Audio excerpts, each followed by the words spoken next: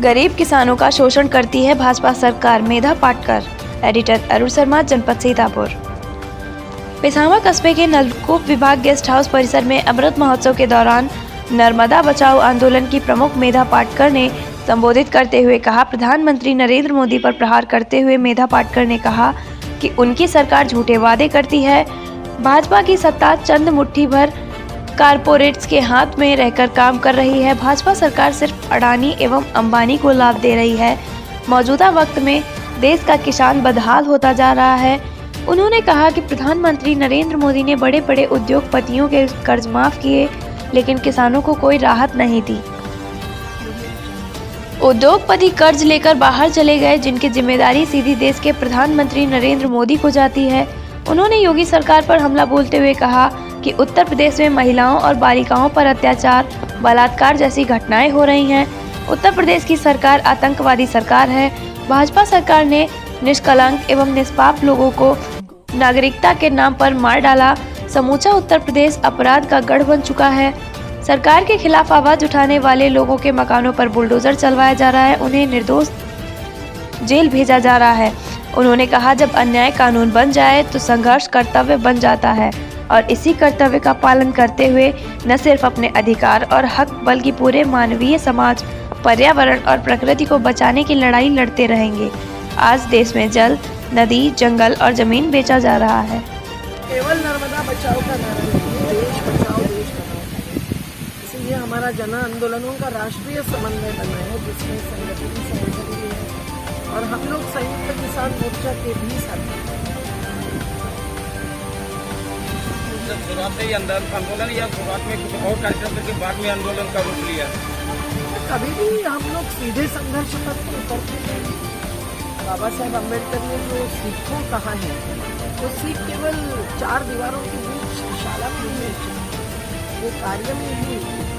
तो पहले जब भी कोई भी समाज के समुदाय के लोग आपके पास आते हैं, कहते हैं कि हम पर अन्याय हो रहा है, अत्याचार हो रहा है, हमें लुटाया जा रहा है, हमें डुबाया जा रहा है, हमें हमारे प्राकृतिक संसाधनों को छीनकर बेरोजगार किया जा रहा है। तो वो आदिवासी हो कि किसान मजदूर हो, दलित हो, सभी की बात लेकर हम लोग जब आगे बढ़ते हैं तो हम कभी भी पहले तो अभ्यास करते हैं कि क्या स्थिति है, क्या करनी जा रही है।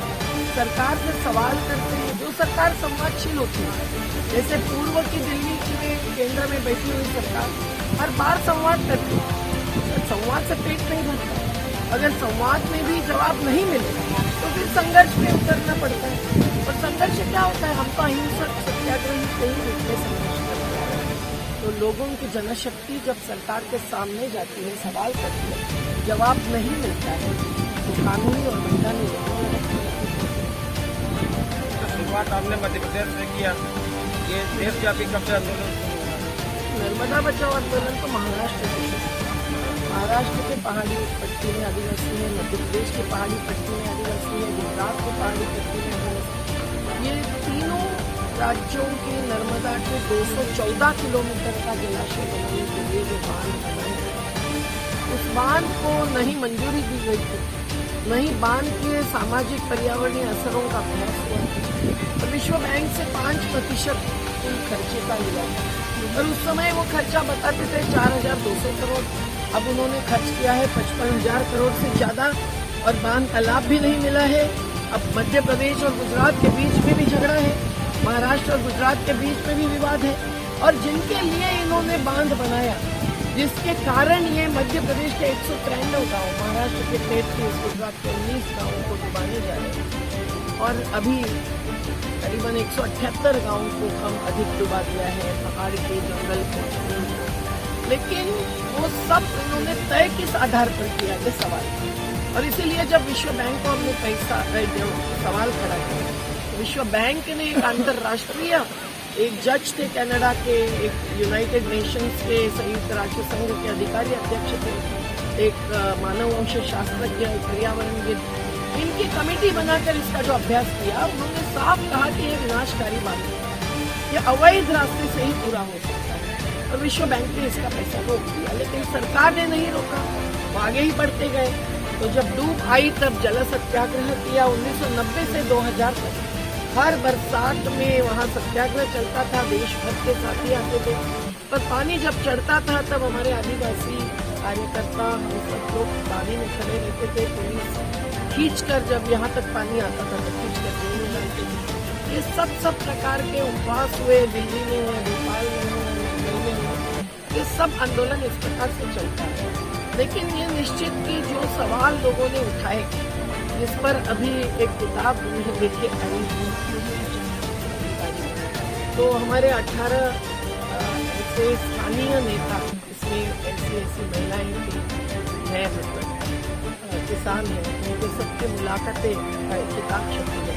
तो अगर आप पढ़ेंगे तो आपको पता चलेगा कि लोगों की विकास की अवधारणा क्या होती है और सरकार के सामने सवाल करने की हिम्मत और एक व्यापक विचारधारा कैसे बनती है। तो जब आंदोलन आगे बढ़ता है तब जाकर अभ्यास होता है, विचार आगे जाता है और विकास क्या होता है और क्या नहीं होता है, इसकी एक संदेश के बाद सब जगह पहुँचती है।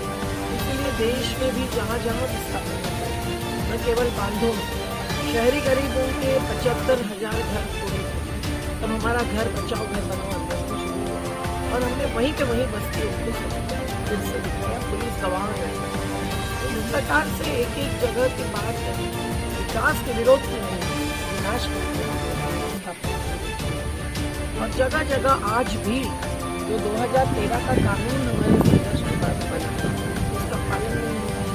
आदिवासियों का विशेष कानून पैसा, उसका पालन नहीं हुआ, संविधान का पालन नहीं हुआ। तो इसलिए संघर्ष के बिना तो लोगों को अपने हाथ नहीं मिलते।